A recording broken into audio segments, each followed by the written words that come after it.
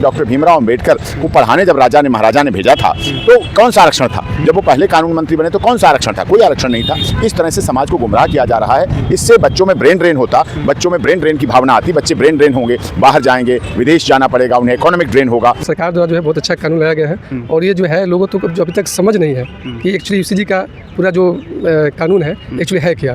तो जो लोग भी इसको विरोध करें पहले समझ ले कानून को। सूरज एक, चांद एक, धरती एक, आकाश एक, जल वायु एक, तारे एक, जब कॉरिडोर एक, क्लास एक, कमरा एक, तो क्या आप कहना चाहते हैं? कहाँ भेद करें? क्या कैंटीन की बेंच बांटी जाएंगी? क्या क्लासरूम का कमरा बांटा जाएगा? क्या क्लासरूम में बेंच बांटी जाएंगी? क्या अलग अलग बेंच बनाई जाएंगी? किसी ने कहा कि कौवा कान लेकर भाग गया, तो पहले कान को देखना चाहिए, नहीं कौवे को देखो, कौवे को ढूंढते फिरो। वही कहना है कि लोग ना समझे, समझने की जरूरत है, लोगों को जागरूक होने की आवश्यकता है। जागरूक होंगे तो समझ पाएंगे और सही डिसीजन ले पाएंगे। सही और गलत ये पहले बाद में डिसाइड करते हैं, पहले ये चीज़ समझते हैं कि हमारी जो पीपल ऑफ इंडिया हैं इनको अभी तक जो क्लियरिटी है वो ही नहीं है लॉ के बारे में, क्योंकि जो 2012 की एक रूल्स थे उनको जो है हार्डली फॉलो कराने के लिए सुप्रीम कोर्ट ने खुद बोला था हमारा भेदभाव नहीं होना चाहिए। आर्टिकल संविधान का 14, 15, 16, 19, 20, 21 का उल्लंघन नहीं होना चाहिए। हमें समरूपता लानी है, हमें एकता लानी है, हमें एक साथ विश्वास के साथ छात्र छात्राओं को पढ़ाना। स्टेशन जो होना चाहिए था जनरल स्टूडेंट का भी वो नहीं है, वो केवल ओबीसी SC स्टूडेंट। जब किसी का रिप्रेजेंटेशन ही नहीं होगा तो उनकी बात कैसे पहुंचेगी और कैसे उनको न्याय मिलेगा? हेलो दोस्तों, क्या हाल चाल है? मैं हूं आप सबका दिल्ली का गौरव। आज मैं सुप्रीम कोर्ट में आ गया हूं। सुप्रीम कोर्ट में जैसा कि आप सभी को पता है UGC के ऊपर जो है रोक लगा दी गई है। उसी के बारे में पूरी इन्फॉर्मेशन के लिए, पूरी जानकारी के लिए मैं डॉक्टर AP सिंह जो सीनियर एडवोकेट है उनसे जानकारी लेंगे, बातचीत करेंगे, उनका इसके ऊपर क्या कहना है। तो दोस्तों वीडियो शुरू करते हैं। वीडियो शुरू करने से पहले नीचे बेल आइकन का बटन जरूर दबा देना, सब्सक्राइब जरूर कर देना। तो हमारे साथ जो है ब्लॉक प्रमुख विनय कुमार जी हैं। विनय कुमार जी, अभी जो सुप्रीम कोर्ट का जो है रोक लगा दी गई है UGC के ऊपर, तो ये सही है या गलत है? यूसीजी पर जो अभी रोक लगा है वो मतलब हम लोग को जो विचार से है वो अभी सही नहीं है, क्योंकि सरकार द्वारा जो है बहुत अच्छा कानून लाया गया है और ये जो है लोगों तो जो अभी तक समझ नहीं है कि एक्चुअली यूसीजी का पूरा जो कानून है एक्चुअली है क्या। तो जो लोग भी इसको विरोध करें पहले समझ ले कानून को। और जो देश की सबसे बड़ी पार्टी और सरकार में जो है केंद्र सरकार लाई है तो उसको तो हमको स्वागत कर रहे हैं।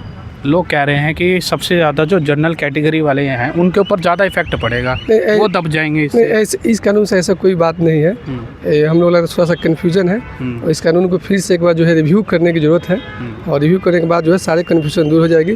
किसी भी इसमें जो है समाज के लोगों के लिए ये हानि नहीं है। एक चीज़ कहना चाहूँगा कि किसी ने कहा कि कौवा कान लेकर भाग गया, तो पहले कान को देखना चाहिए, नहीं कौवे को देखो, कौवे को ढूंढते फिरो। वही कहना है कि लोग ना समझे, समझने की जरूरत है, लोगों को जागरूक होने की आवश्यकता है। जागरूक होंगे तो समझ पाएंगे और सही डिसीजन ले पाएंगे। अभी तो रोक लगा दिया है, क्या ये फिर आने वाले टाइम पे कानून बन जाएगा ये? नहीं, लोग धीरे धीरे जागरूक हो रहे हैं, ठीक है। और जैसे से बहुत सारे जैसे NGO की बात करें, संगठन की बात करें, समाज में अच्छे भी लोग हैं, कहीं ना कहीं लोग जागरूक करना है, कहीं ना कहीं बनेगा 100%। और जो सरकार है, इतनी बड़ी पार्टी और मोदी का जो कार्य सराहनीय है, इसके ऊपर एक्सचेंज होगा, कुछ ना कुछ चेंज। बिल्कुल बिल्कुल बिल्कुल। हमारे साथ एडवोकेट जो है अतुल कुमार जी हैं, ये UGC पे क्या कहते हैं कि जो इसके ऊपर रोक लगाई है, इनसे ज़रा जानकारी लेते हैं। ये जो अब रोक लगा दी है ये सही है या गलत है? सही और गलत ये पहले बाद में डिसाइड करते हैं, पहले ये चीज़ समझते हैं कि हमारी जो पीपल ऑफ इंडिया हैं इनको अभी तक जो क्लियरिटी है वो ही नहीं है लॉ के बारे में, क्योंकि जो 2012 की एक रूल्स थे उनको जो है हार्डली फॉलो कराने के लिए सुप्रीम कोर्ट ने खुद बोला था कि एक आप स्ट्रिक्ट कमेटी बनाइए ताकि जो डिस्क्रिमिनेशन होता है OBC SC ST के स्टूडेंटों के साथ वो ना हो। उसके बाद ही ये रूल को लाया गया। अब ये प्रॉब्लम ये है, जो स्टे लगा है वो लगाया गया इसलिए है क्योंकि जो कमेटी गठित हो रही थी, इक्विटी कमेटी, उसमें रिप्रेजेंटेशन जो होना चाहिए था जनरल स्टूडेंट का भी वो नहीं है, वो केवल OBC SC स्टूडेंट। जब किसी का रिप्रेजेंटेशन ही नहीं होगा तो उनकी बात कैसे पहुंचेगी और कैसे उनको न्याय मिलेगा? तो अब क्या लगता है इसके ऊपर कुछ चेंज होगा आने वाले टाइम में? यस, इसके ऊपर चेंज होना चाहिए और मुझे लगता है डेफिनेटली होना चाहिए, क्योंकि जब किसी का रिप्रेजेंटेशन ही नहीं होगा किसी कमेटी में तो उनके न्याय और हक की बात कैसे होगी? तो हमारे साथ जो है डॉक्टर AP सिंह जो है एडवोकेट, सीनियर एडवोकेट है सुप्रीम कोर्ट के और हाई कोर्ट के, इनसे बात करेंगे कि UGC के ऊपर जो है इनका क्या कहना है। तो सर, अब UGC के ऊपर रोक लग गया है तो कितना ये सही है या कितना ये गलत? ये हमारी जीत है सवर्ण समाज की जीत है और सर्वजन हिताय सर्वजन सुखाय की जीत है।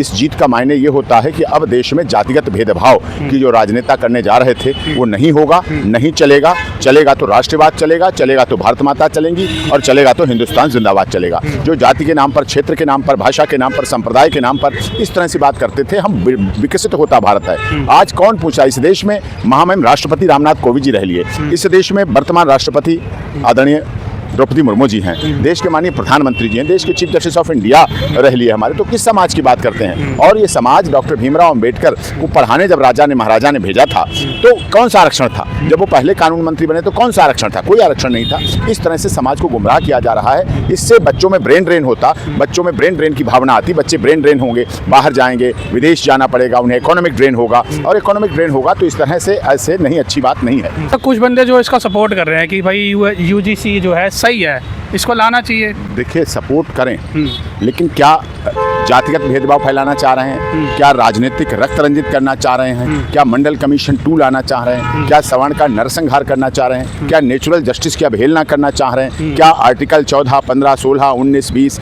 21 की अवहेलना करना चाह रहे हैं? क्या डॉक्टर भीमराव अंबेडकर बाबा साहब और डॉक्टर राजेंद्र प्रसाद जी, जो कि प्रथम राष्ट्रपति रहे देश के, और बाबा साहब प्रथम कानून मंत्री रहे, उस समय तो कोई आरक्षण नहीं था, लेकिन बाबा साहब को बनाया गया कानून मंत्री, बाबा साहब को महाराजा जी ने पढ़ने भेजा, इसका मतलब उनमें प्रतिभा देखी, क्षमता देखी, कोई आरक्षण तो नहीं देखा। तो इसी आधार पर, और सबको पता है कि SC ST एट्रोसिटीज एक्ट का मिसयूज होता है, ऑनरेबल हाई कोर्ट में भी मिसयूज होता है।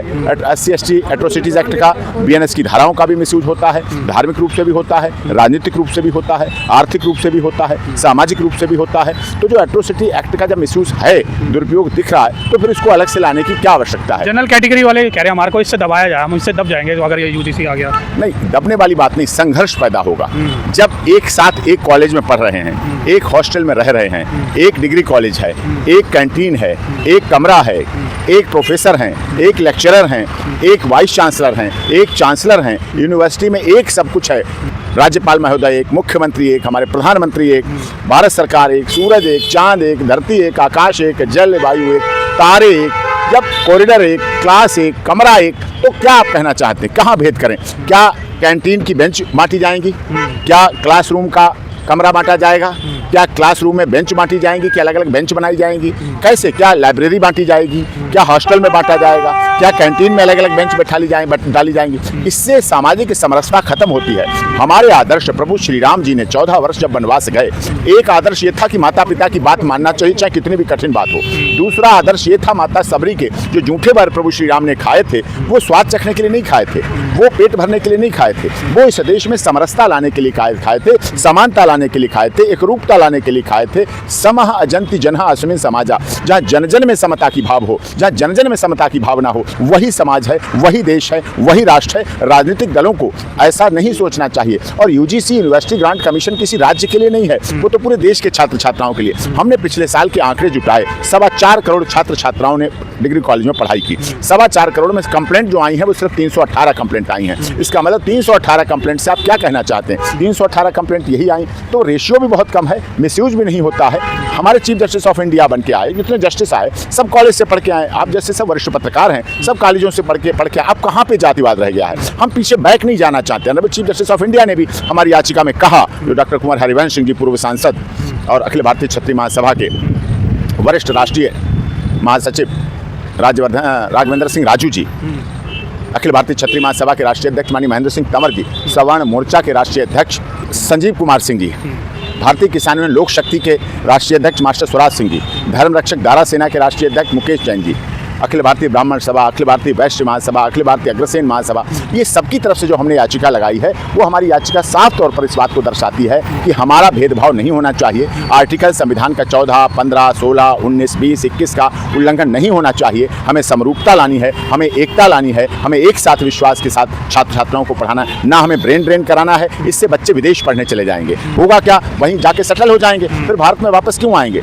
वहीं पढ़ेंगे तो वहीं नौकरी करेंगे, वहीं शादी करेंगे, वहीं बच्चे पैदा करेंगे, वहीं सेटल। माता पिता यहाँ वृद्धाश्रम में जाएंगे, वृद्धाश्रम में जाना पड़ेगा, माता पिता को क्या करेंगे फिर? तो इसलिए ऐसी स्थिति ना पैदा हो, ना इकोनॉमिक ड्रेन हो, ना ब्रेन ड्रेन हो, ना नेचुरल जस्टिस का उल्लंघन हो, ना इस तरह से सवर्ण जाति के छात्र छात्राओं को डिफाल्टर अपराधी माना जाए। ये भावना होनी चाहिए। हमें हमारे देश को एक साथ लेके चलना है। भारतीय जनता पार्टी का भी नारा है, हमारे देश के प्रधानमंत्री नरेंद्र मोदी जी का भी नारा है, डबल इंजन की सरकारों का भी नारा है कि सबका साथ, सबका विकास, सबका विश्वास और सबके साथ न्याय। तो ये भी भावना होनी चाहिए। हमें सर्वे भवन्तु सुखिनः, सर्वे सन्तु निरामये चलना है और पूरे देश को एकजुटता के साथ रहना है। दिव्य कुंभ महाकुंभ में आपने देखा, सब एक साथ नहाए, एक साथ पूजा की, एक साथ हर हर गंगे की, एक साथ हर हर महादेव की, एक साथ ओम नमः शिवाय किया। कोई भेदभाव नहीं। बाबा बागेश्वर धाम ने यात्रा निकाली, सबको साथ लेके चले, एक साथ पैदल चले, सब साथ चले, कोई भेदभाव नहीं। इस तरह की भावना से हमारा देश पिछड़ेगा, बैक होगा। हमें आगे बढ़ाना है, हमें देश को सोने की चिड़िया जगत गुरु बनाना है और इसी की ओर अग्रसर रहना है। अब जो सुप्रीम कोर्ट ने रोक लगा दी, अब इसका क्या है कि अब ये जो कानून है वापस लाया जाएगा या नहीं लाया जाएगा? नहीं, उस कानून पर रोक लगा दी है। 19 मार्च तक उसमें जवाब देगी, शिक्षा मंत्रालय देगा, भारत सरकार देगी, यूनिवर्सिटी ग्रांट कमीशन देंगे, जिन्हें हम लोगों ने पार्टी बनाया है, वो जवाब देंगे। उसके बाद फिर हम रिजॉइंडर फाइल करेंगे। फिर जैसा तब तक रोक है, तब तक कोई इस तरह की किसी को भी गैर कानूनी कानून हाथ में नहीं लेना है। सरकार साथ में है और सरकार भी अगर कुछ गलत करती है, यूजीसी के द्वारा लग रहा है लोगों को गलत होना, तो हमारी माननीय सर्वोच्च न्यायालय वेस्ट कस्टोडियन है, सुनती भी है, समझती भी है, ध्यान भी देती है और हमारी जनता की, आम जनता की बातों को भी सुनती है। इसीलिए अर्जेंट हियरिंग के आधार पर भी लगाई गई जो हमारी एप्लीकेशनें थी स्टे की, वो हमारी अलाउ हुई है। इसके लिए माननीय सर्वोच्च न्यायालय को धन्यवाद, अपने तमाम याचिकाकर्ता और देश के तमाम वर्ग के लोग, क्योंकि दलित वर्ग के लोग हमसे कह रहे हैं कि तो हमें बांटने की तैयारी है, हमारी दोस्ती खराब हो जाएगी, हमारी मित्रता खराब हो जाएगी, हमारे संबंध खराब हो जाएंगे। ये बहुत महत्वपूर्ण बात है।